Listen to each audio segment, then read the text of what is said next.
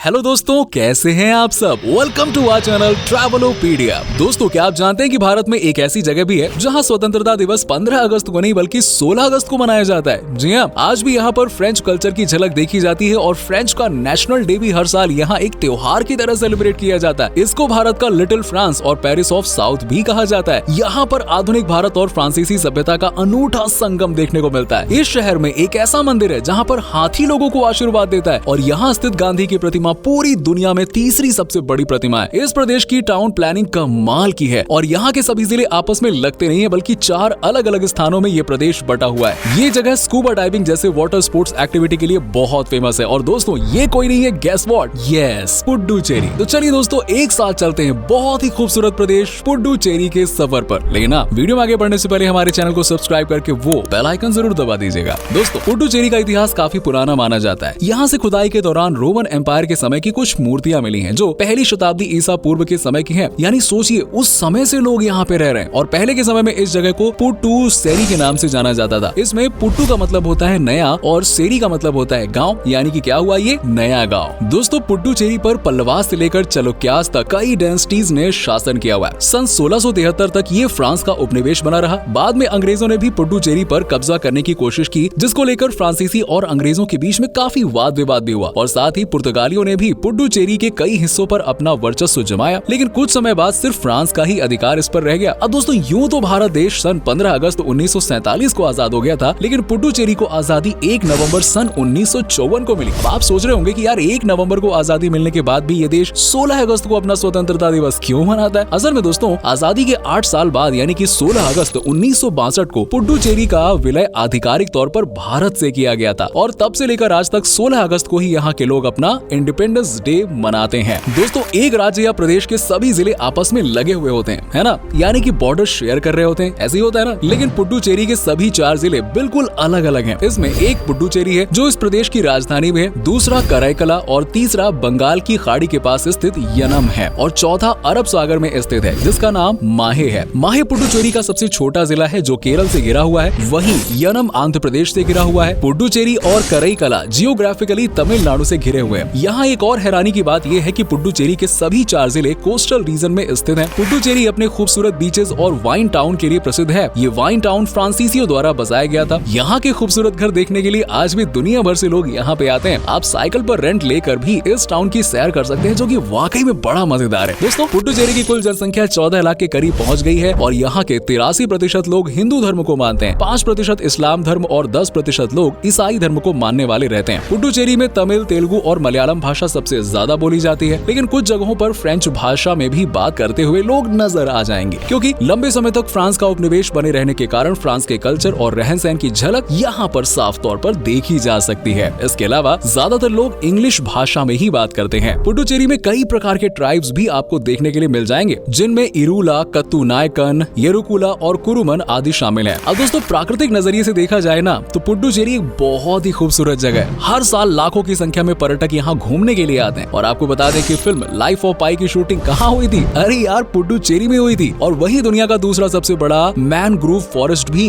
पुडुचेरी में स्थित है, जिसका नाम पिचवरम मैंग्रोव फॉरेस्ट है। और ये फॉरेस्ट पुडुचेरी से शुरू होकर बंगाल की खाड़ी तक जाता है। दोस्तों, पुडुचेरी की अर्थव्यवस्था की बात करें तो यहाँ की जीडीपी $3.38 मिलियन के आसपास है। वहीं इसकी पर कैपिटा इनकम $3,156 है, जो भारत के एवरेज पर कैपिटा इनकम से ज्यादा है। पुडुचेरी की इकोनॉमी कृषि और टूरिज्म इंडस्ट्री पर आधारित है। पुडुचेरी को चर्च का घर कहा जाए ना तो गलत नहीं होगा, क्योंकि इस पूरे प्रदेश में लगभग 32 चर्च बने हुए हैं। साथ ही साथ कई शानदार कैफे और रेस्टोरेंट भी आपको यहाँ पे मिल जाएंगे। और साथ ही साथ शॉपिंग के लिए पुडुचेरी कमाल की जगह मानी जाती है। पुडुचेरी शिक्षा के क्षेत्र में काफी तेजी से विकास कर रहा है। यहाँ लिटरेसी रेट 80% से ज्यादा है। आज कई बेहतरीन कॉलेज, यूनिवर्सिटीज और एजुकेशनल इंस्टीट्यूशंस यहाँ पर खुले हुए हैं। इनमें Pondicherry university, mother Teresa institute of health science, Indira Gandhi institute of dental science, Mahatma Gandhi dental college आदि शामिल है। पुडुचेरी में खाना भी काफी लाजवाब माना जाता है। यहाँ पर आपको भारत की बेस्ट कॉफी पीने को मिलेगी। यकीनन यहाँ की कॉफी पीने के बाद आपको कहीं और की कॉफी ना नहीं पसंद आएगी। और दोस्तों, पौंडुचेरी में आपको इंडो फ्रेंच और तमिल फूड का शानदार सम्मिश्रण देखने को मिलेगा। इसमें coconut curry, soya dosa, Italian baked beans, असद, तंदूरी, पोटैटो आदि शामिल है। और आपको बता दें कि पौंडुचेरी में शराब पर टैक्स भी बहुत कम है और इसीलिए काफी सस्ते सस्ते दामों पर यहाँ अच्छी क्वालिटी की बियर और विस्की मिल जाती है। बस लोग बढ़िया बीच के किनारे मजे करते रहते हैं। अब दोस्तों पुडुचेरी में साल भर कई प्रकार के त्योहार भी सेलिब्रेट किए जाते हैं और इनमें कई फेस्टिवल फ्रेंच कल्चर और ट्रेडिशन से भी जुड़े हुए हैं। साल के पहले महीने में पोंगल और तमिल न्यू ईयर सेलिब्रेट किया जाता है। जुलाई में यहाँ पर बास्ट लाइन डे मनाया जाता है जिसे फ्रेंच नेशनल डे भी कहा जाता है। इस दिन यहाँ पर परेड निकाली जाती है। अगस्त के मध्य में फेटे डी पौंडीचेरी धूमधाम से सेलिब्रेट किया जाता है। 16 अगस्त को पुडुचेरी के स्वतंत्रता दिवस के रूप में 3 दिनों तक जमकर एकदम खूब जश्न मनाया जाता है और कई बड़े बड़े समारोह आयोजित किए जाते हैं। इस दौरान श्री अरविंद घोष जी की बर्थ एनिवर्सरी भी मनाई जाती है और फ्रेंच फूड फेस्टिवल का आयोजन भी किया जाता है जिसमें फ्रांस के सभी प्रकार के पकवान और डिशेस आपको खाने को मिल जाएंगी। विलिन्यू टेम्पल कार फेस्टिवल और इंटरनेशनल योगा फेस्टिवल का आयोजन भी पुडुचेरी में किया जाता है, वो भी हर साल। मस्करेड फेस्टिवल भी यहाँ का एक प्रसिद्ध फेस्टिवल है जिसमें लोग अपने चेहरों को मास्क से ढकते हैं और इकट्ठा होकर जमकर पार्टी और मौज मस्ती करते हैं। वहीं मासी मागम त्योहार के दौरान यहाँ जुलूस निकाले जाते हैं और इस दिन मंदिरों में मूर्तियां बाहर निकाली जाती हैं और उन्हें झीलों और नदियों में स्नान कराया जाता है और लोग उपवास भी रखते हैं। इन सब बातों से साफ है कि पुडुचेरी के लोग अपने और फ्रांस के कल्चर को कितने बेहतरीन तरीके से एंजॉय करते हैं। चलिए अब आपको पुडुचेरी के प्रसिद्ध टूरिस्ट डेस्टिनेशंस के बारे में बताते हैं जिनके कारण ये प्रदेश विश्व भर में प्रसिद्ध है। मनाकुला विनायगर टेम्पल यहाँ का सबसे प्रसिद्ध मंदिर है जो भगवान गणपति जी को समर्पित है। मंदिर की खास बात यह है कि यहाँ पर एक हाथी द्वारा लोगों को आशीर्वाद दिया जाता है। जी हाँ, और कहा जाता है कि जिसने हाथी से आशीर्वाद प्राप्त कर लिया समझ लो उसकी सारी मनोकामनाएं पूर्ण हो जाती हैं और बदले में श्रद्धालु हाथी को खाने के लिए कुछ चीजें देते हैं। अब दोस्तों स्थानीय लोगों का तो ये भी मानना है कि फ्रांस के लोगों ने इस मंदिर की मूर्ति को कई बार समुद्र में डुबोने की कोशिश की थी लेकिन ये मूर्ति फिर से अपने स्थान पर आ जाती थी वापस। और दोस्तों इसीलिए इसे चमत्कारी मंदिर कहा जाता है और फ्रांसीसियों के अत्याचार के बावजूद भी आज तक कभी भी यहाँ पूजा बंद नहीं हुई। चिदम्बरम टेम्पल और श्री वरदराजा पेरुमल टेम्पल के साथ भी लोगों की काफी आस्थाएं जुड़ी हुई हैं। इसके अलावा भी कई मंदिर और चर्च यहाँ मिल जाएंगे। कुल मिलाकर 70 मंदिर पुडुचेरी में स्थित हैं। The sacred heart basilica church यहाँ का सबसे लोकप्रिय चर्च है जिसका निर्माण सन 1907 में कराया गया था और आपको बता दें कि यहाँ पर एक साथ 2000 लोग प्रार्थना कर सकते हैं। इमाकुलेट कॉन्सेप्शन कैथेड्रल भी एक बहुत ही सुंदर चर्च है। यहाँ की सभी प्रसिद्ध स्मारकों और चर्च में फ्रेंच आर्किटेक्चर की झलक आपको नजर आएगी जो पुडुचेरी की खूबसूरती को और भी ज्यादा निखारने का काम करती है। पुडुचेरी की सबसे प्रसिद्ध टूरिस्ट डेस्टिनेशन ऑरोविला सिटी है। इसे सिटी ऑफ डॉन के नाम से भी जाना जाता है। ये एक एक्सपेरिमेंटल सिटी है जिसे श्री अरविंदो जी और मीरा अल्फासा जी ने मिलकर बनाया था। आज यहाँ पर दुनिया के 50 देशों के लोग रह रहे हैं। जी हाँ, और इस शहर में आपको हर जगह शांति ही शांति देखने को मिलेगी। लोगों के मन में किसी भी प्रकार का लोभ लालच ये सब कुछ नहीं मिलेगा यहाँ पे और आपका पूरा जीवन आध्यात्म को समर्पित कर दिया जाएगा। एकदम बस शांति। जी हाँ, बहुत कम खर्चे में यहाँ पर लोग अपना जीवन यापन करते हैं क्योंकि यहाँ के लोगों का मानना है कि जितना प्राप्त है उतना पर्याप्त है। किसी भी प्रकार का जात पात ऊंच नीच या भेदभाव आपको यहाँ देखने को नहीं मिलेगा। ऑरोविला सिटी में एकमात्र मंदिर भी बना हुआ है जो सभी धर्मों से भिन्न है। आध्यात्म का एक केंद्र है और इसके अलावा आप श्री अरविंद आश्रम की सैर भी कर सकते हैं। पुडुचेरी में आपको ढेर सारे खूबसूरत बीचेस भी मिल जाएंगे। इनमें प्रोमेनाडे बीच काफी लोकप्रिय है और इसी बीच के पास में फ्रेंच वॉर मेमोरियल भी बना हुआ है जिसे दूसरे विश्व युद्ध के दौरान शहीद होने वाले फ्रेंच सैनिकों की याद में बनाया गया। रॉक बीच भी पुडुचेरी में काफी ज्यादा लोकप्रिय है। यहाँ मौजूद काले पत्थरों के कारण ही इसे रॉक बीच कहा जाता है। इनके अलावा पैराडाइज बीच और सेरेनिटी बीच भी पर्यटकों को अपनी ओर आकर्षित करते हैं। भारत के ईस्ट कोस्ट में सिर्फ पुडुचेरी ही एक ऐसी जगह है जहाँ पर आप स्कूबा डाइविंग का आनंद ले सकते हैं। 20 से ज्यादा स्थानों पर आप स्कूबा डाइविंग कर सकते हैं जहाँ खूबसूरत कोरल रीफ देखकर आपका हृदय एकदम गदगद हो जाएगा। पुडुचेरी के इतिहास के बारे में करीब से जानना है तो आप पुडुचेरी म्यूजियम एक बार जरूर विजिट करें। साथ ही पुडुचेरी के नजदीक ही मौजूद जिंजर फोर्ट की भी सैर एक बार अवश्य करें जो भारत के सबसे मजबूत और अभेद किलों में से एक माना जाता है। इनके अलावा आप ओसुडू बर्ड सेंचुरी,